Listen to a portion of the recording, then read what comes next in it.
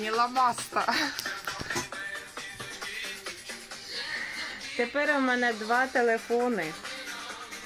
І я можу включити на одному музику, а другим знімати.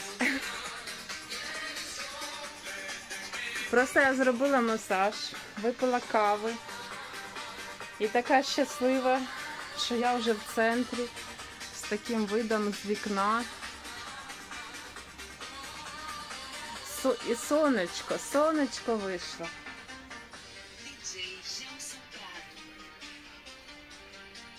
І наконец-то я тут зробила пространство.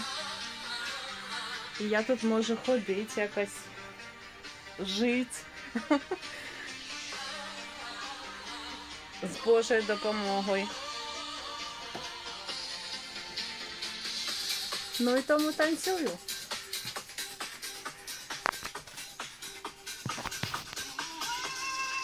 Диско-денс. Якось поставить. Настрій буває такий, знаєте. Що хочеться трохи потанчити. Ні, так недобре, добре. Так недобре, то добре.